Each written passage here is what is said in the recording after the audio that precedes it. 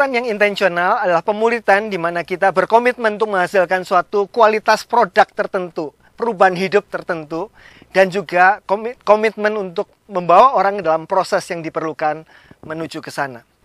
Bapak Ibu Saudara sekalian, ketika kita ingin menghasilkan suatu kualitas tertentu berdasarkan orang belajar kebenaran yang mengubah hidupnya, maka kita mencari bahan-bahan, dan kadang-kadang di sanalah persoalan kita. Kita memakai bahan apa?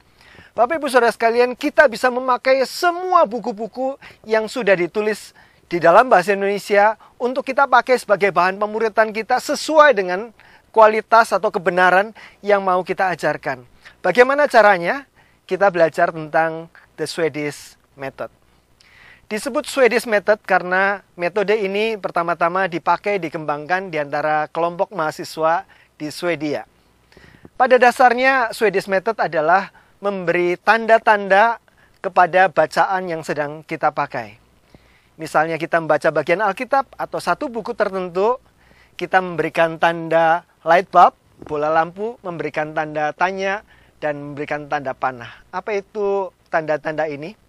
Saudara-saudara memberikan tanda bola lampu ketika saudara membaca, kemudian menemukan bagian-bagian dari bacaan kita yang memberikan pencerahan yang baru. Sesuatu yang tadinya tidak kita pikirkan dan kita mendapatkan aha ketika kita membacanya. Itu adalah bagian yang dimana saudara perlu garis bawahi, perlu highlight dan gambarkan light bulb di sampingnya. Bisa juga mungkin bukan kebenaran baru, tetapi sesuatu hal yang sudah lama kita pikirkan dan renungkan, dan ketika membacanya kita seperti mendapat peneguhan yang luar biasa. Iya, ternyata bukan saya saja yang berpikir demikian. Nah, itu adalah bagian yang penting. Nah, tanda kedua adalah tanda tanya. Ketika kita membaca, kadang-kadang ada hal-hal tertentu di mana kita tidak terlalu paham apa yang dimaksud oleh penulis ini ya. Kita beri tanda tanya. Dan kalau ada pertanyaan tertentu, kita bisa tuliskan pertanyaannya di marginalia dari buku yang kita baca. Kemudian, tanda yang ketiga adalah tanda panah. Itu adalah tanda ketika kita tergerak untuk mendoakan sesuatu atau melakukan sesuatu. Setelah kita membaca bagian itu, kita beri tanda panah.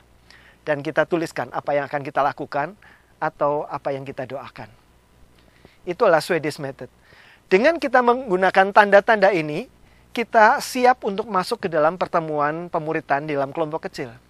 Ketika bertemu di dalam pemuritan kelompok kecil, kita bisa saling berbagi. Putaran pertama kita saling berbagi light bulb kita. Kita saling berbagi pencerahan-pencerahan yang kita dapatkan, dan kita akan bagikan kepada orang lain yang dalam kelompok, dan kita mendengar apa yang mereka bagikan kepada kita. Setiap orang membagikan satu putaran, dua putaran. Kemudian sesudah itu kita masuk dalam pertanyaan-pertanyaan. Hal-hal apa yang kita ingin diskusikan dengan teman-teman kita.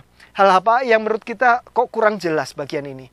Atau mungkin ada bagian di mana kita tidak setuju dengan pernyataan penulis dan kita punya pendapat yang lain. Kita bisa mendiskusikan itu dengan teman-teman kita. Sesudah itu, kita sama-sama membagikan tanda panah ini. Apa yang akan kita lakukan sebagai hasil dari pembelajaran kita ketika kita mempersiapkannya di rumah. Teman-teman kita juga bisa membagikan tanda panahnya, atau kita bisa sama-sama menyepakati ada satu penerapan bersama yang akan kita lakukan. Membaca buku dengan cara ini akan sangat enriching, memperkaya kita semua. Ketika ada sesuatu yang menarik, kita bisa membagikannya kepada orang lain. Dan kita mendengar apa yang menarik bagi orang lain. Ketika ada pertanyaan, ada keraguan, kita bisa mendiskusikannya dengan orang lain. Dan bukan itu saja, kita akan digerakkan, akan didorong bersama-sama melakukan sesuatu di dalam hidup kita sebagai perubahan atas kebenaran yang kita sudah terima.